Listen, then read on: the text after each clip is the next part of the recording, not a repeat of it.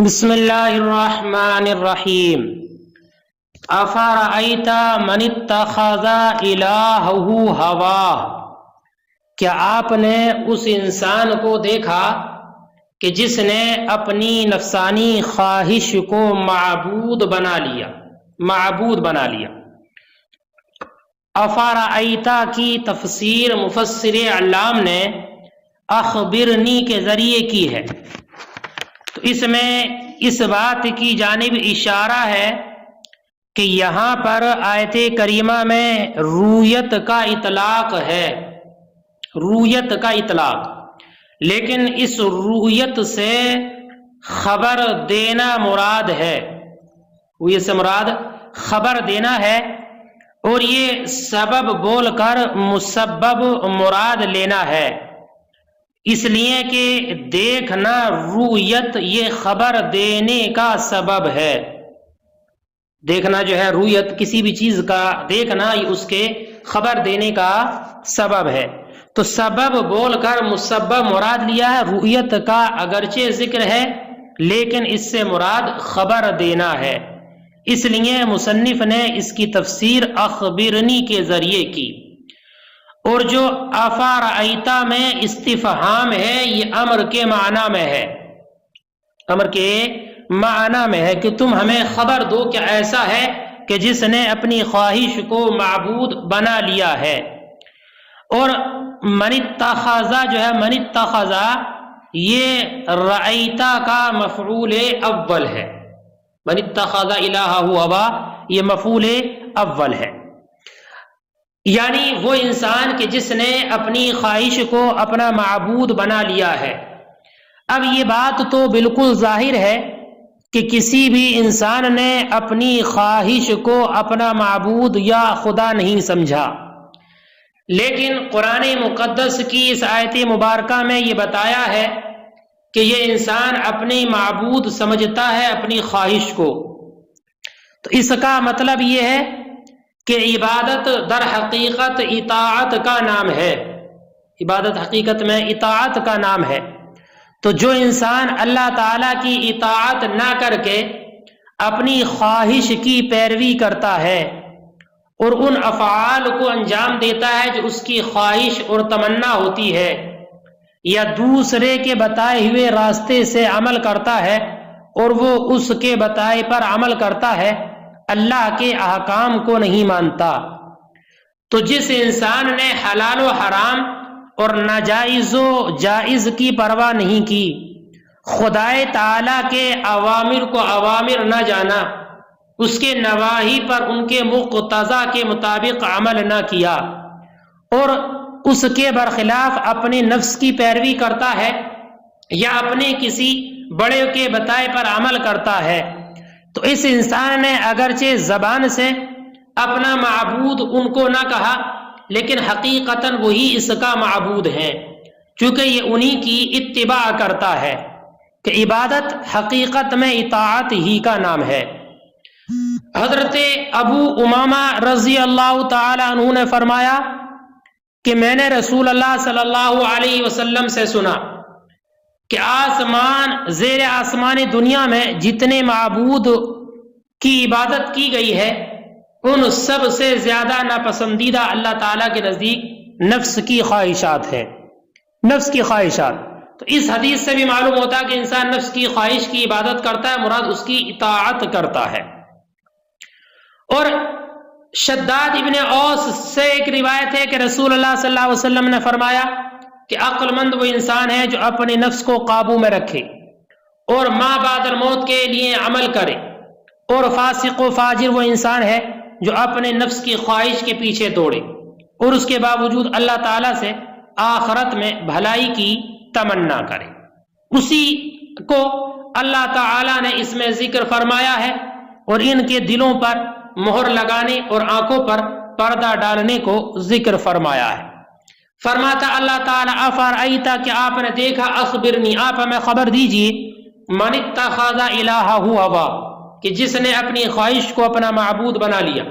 ما یا ہواہ یعنی وہ جس کو وہ پسند کرتا ہے،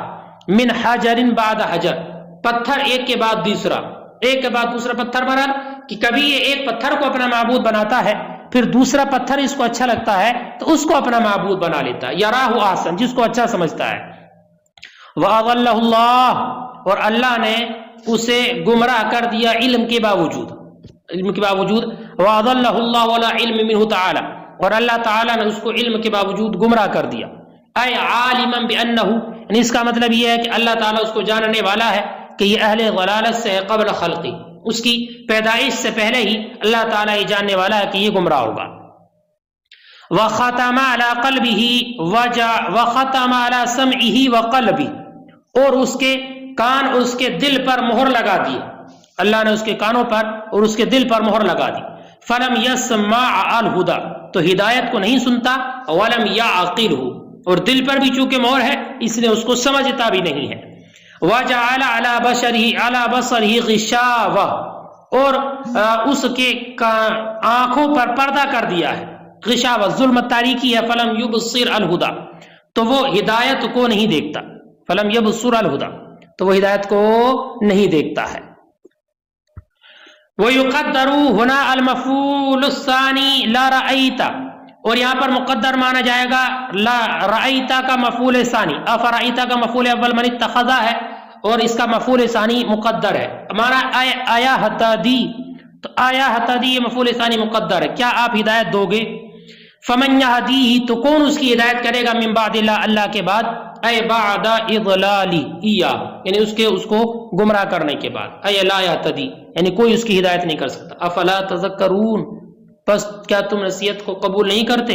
افلا تذکرون تتعظون فیہ ادغام احدی التائین فی الزال، اس میں ایک تال کا زا میں ادغام ہے اس قرات میں، جبکہ تذکرون پڑھا جائے تو تذکرون تھا، تذکرون ہو جائے گا اگر تا کا زال میں ادغام کر دیا جائے۔ وقالو، اور انہوں نے کہا، کنہوں نے؟ یعنی بعض کے منکرین نے کہا، ما ہی الا حیات الدنیا، اس دنیا کی زندگی کے سوا کچھ نہیں ہے۔ اس آیت مبارکہ میں اللہ تعالیٰ نے دہریہ کفار کا ذکر کیا ہے، اور ان کا ذکر کیا ہے کہ جو ان کے ہم عقیدہ مشرکین ہیں کہ یہ قیامت کے منکر ہیں، اور اس بات کی دعویٰ کرتے ہیں کہ دنیا کی ابتدا اور انتہا نہیں ہے، ہم میں کچھ جیتے ہیں کچھ مرتے ہیں، قیامت کوئی چیز نہیں ہے۔ یہی لوگ اس بات کے قائل ہیں۔ فلاسفہ اور علم کلام کے قائل بھی یہی کہتے ہیں کہ یہ لوگ ابتدا اور انتہا کے قائل نہیں، اور فلاسفہ میں جو لوگ دہریہ اور دوریہ تھے وہ خالق کے بھی منکر تھے معاذ اللہ۔ ان لوگوں کا تو یہ خیال تھا کہ ہر 36,000 سال کے بعد زمانے کا ایک دور ختم ہوتا ہے اور ہر چیز اپنی اصلی حالت پر آ جاتی ہے نا، اور ایسے کئی دور کے یہ لوگ قائل ہیں۔ اسی کا اللہ تعالیٰ نے ذکر فرمایا۔ ابو داؤد کی ایک حدیث پاک میں ہے کہ نبی اکرم صلی اللہ علیہ وسلم نے ارشاد فرمایا کہ مجھے ابن آدم ایذا دیتا ہے، وہ دہر کو یعنی زمانے کو گالیاں دیتا ہے، دراصل زمانہ میں ہی ہوں، تمام کام میرے ہاتھ ہیں، دن رات کا پھیرنے والا میں ہوں۔ اور ایک روایت میں یہ ہے کہ دہر زمانے کو گالی نہ دو، زمانہ اللہ ہی ہے، اللہ ہی ہے۔ تو اللہ تعالیٰ کے زمانہ ہونے سے مراد کیا ہے؟ ابن ابی حاتم میں ایک حدیث میں ہے کہ ابن آدم نے زمانے کو گالیاں دی، میں زمانہ ہوں، دن رات میرے ہاتھ میں ہے۔ اور ایک حدیث میں یہ ہے، میں نے اپنے بندے سے قرض طلب کیا، اس نے نہ مجھے قرض دیا، میرے بندے نے مجھے گالیاں دی، وہ کہتا ہے کہ ہائے ہائے زمانہ، اور زمانہ میں ہی ہوں۔ امام شافعی اور ابو عبیدہ وغیرہ ائمہ لغت و تفسیر اس حدیث کی شرح میں فرماتے ہیں کہ جاہلیت کے زمانے میں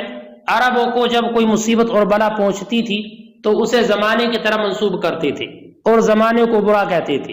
دراصل زمانہ نہ تو خود کچھ کرتا ہے اور نہ کچھ بگاڑتا ہے، بلکہ سب کا کرنے والا اللہ تعالیٰ ہی ہے۔ اس لیے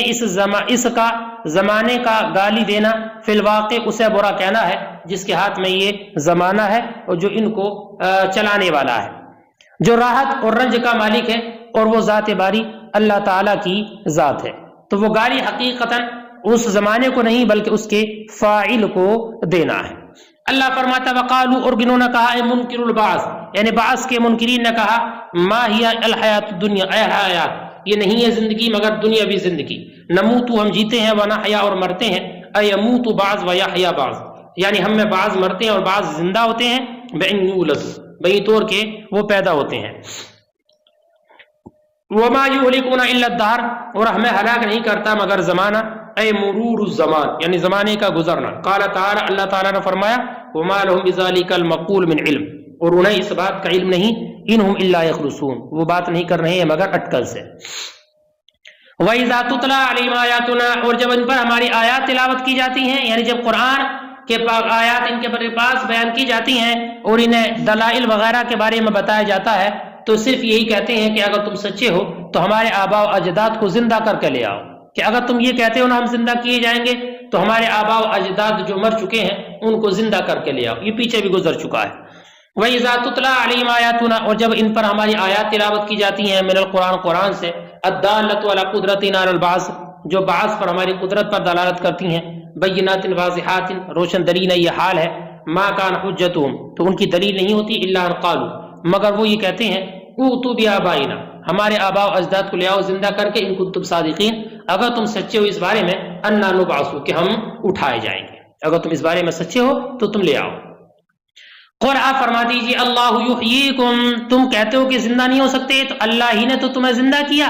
کہ جس وقت میں تم دنیا میں موجود نہیں تھے، نطفے کی شکل میں تھے، تو اسی نے تو تمہیں زندگی بخشی، وہی تمہیں دنیا میں موت دیتا ہے، اور وہی قیامت کے دن، کہ جس کے وجود میں وقوع میں کوئی شک نہیں ہے، وہی تمہیں زندہ بھی فرمائے گا۔ لیکن تم میں کہ اکثر لوگ ان باتوں کو جانتے نہیں ہیں، ان سے جاہل ہیں۔ قل اللہ یحییکم، تم فرما دو اللہ تمہیں زندہ کرتا ہے، حین کنتم نطفہ، جب تم نطفہ تھے، ثم یمیتکم، پھر تمہیں مارتا ہے، ثم یجمعکم احیاء الی یوم القیامہ، پھر تم سب کو جمع کرے گا زندہ کر کے قیامت کے دن، لا ریب، لا شک فیہ، کہ جس میں کوئی شک نہیں، ولکن اکثر الناس، لیکن اکثر لوگ کون؟ وہم القائلون ما ذکر، اور وہ لوگ جو ان باتوں کے قائل ہیں، لا یعلمون، جانتے نہیں۔ وَلِلَّهِ مُلْكُ السَّمَاوَاتِ وَالْأَرْضِ، اور اللہ ہی کے لیے آسمان و زمین کی بادشاہت۔ وَيَوْمَ تَقُومُ السَّاعَةُ، اور جس دن قیامت قائم ہوگی، وَيَوْمَ تَقُومُ السَّاعَةُ يَوْمَئِذٍ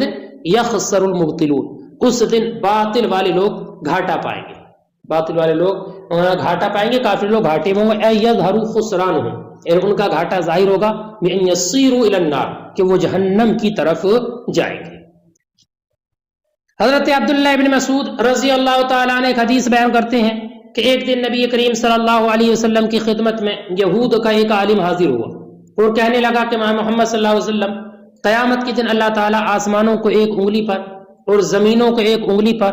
اور درختوں کو ایک انگلی پر، پانی اور پانی کے نیچے کی تر مٹی کو ایک انگلی پر، اور باقی تمام مخلوقات کو ایک انگلی پر رکھے گا، اور انگلیوں کو ہلاتے ہوئے فرمائے گا میں بادشاہ ہوں۔ یہ سن کر نبی کریم صلی اللہ علیہ وسلم نے اس یہودی عالم کی زبانی ان باتوں پر اظہار تعجب کیا، اور مسکراتے ہوئے آپ نے یہ آیت کریمہ پڑھی، وما قدر اللہ حق قدری والارض جميعا قبضته يوم القیامہ والسماوات مطویات بیمینہ سبحانہ وتعالی عما یشرکون۔